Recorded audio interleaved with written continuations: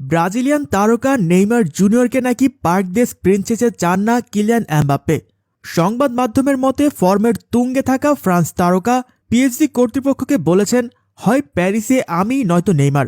Coach Christopher গালতিয়েরের সঙ্গে সম্পর্ক ভালো থাকলেও পিএসজি তাই আগামী গ্রীষ্মকালীন দলবদলের মৌসুমে ৩০ বছর বয়সী ব্রাজিলিয়ানকে ছেড়ে দেওয়ার কথা ভাবছে। সংবাদ মাধ্যম ফিকাচেস এমনই দাবি করেছে। তারা জানিয়েছে, শুধু নেইমারকে বিক্রির জন্য বাজারে তুলবে না, পিএসজি কম দামে ছেড়েও দেবে এবং সেটা তাকে কেনা দামের 1/4, অর্থাৎ মাত্র 50 মিলিয়ন ইউরোর কাছাকাছি হলে ছেড়ে দেবে পিএসজি। নেইমার এখন পর্যন্ত বিশ্বের সবচেয়ে বেশি দামে কেনা ফুটবলার। 2017 সালে তাকে বার্সেলোনা থেকে পিএসজি 222 মিলিয়ন ইউরো দিয়ে কিনেছিলেন। ওই একই মৌসুমে এমবাপ্পেকে কেনে প্যারিসের ক্লাবটি, কিন্তু নেইমার প্যারিসে এসে তার বার্সার ফর্ম দেখাতে পারেনি।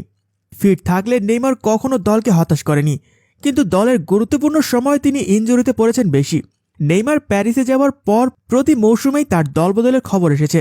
পিএসজিতে এক মৌসুম খেলার পরেই তার বার্সার ফেরার জোর গুঞ্জন উঠেছিল।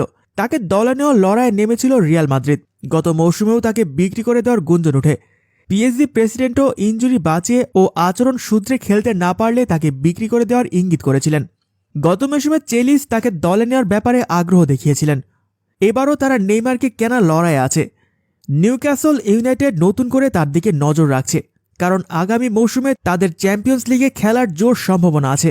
ওদিকে দামটা নাগালের মধ্যে হওয়ায় ম্যানচেস্টার সিটি ব্রাজিলিয়ান তারকায় আগ্রহ দেখিয়েছে বলে দাবি করেছে সংবাদ মাধ্যম। দাম যদি ওইটাই থাকে তাহলে বার্সেলোনা, আর্সেনালও বিডে ঢুকে পড়বে।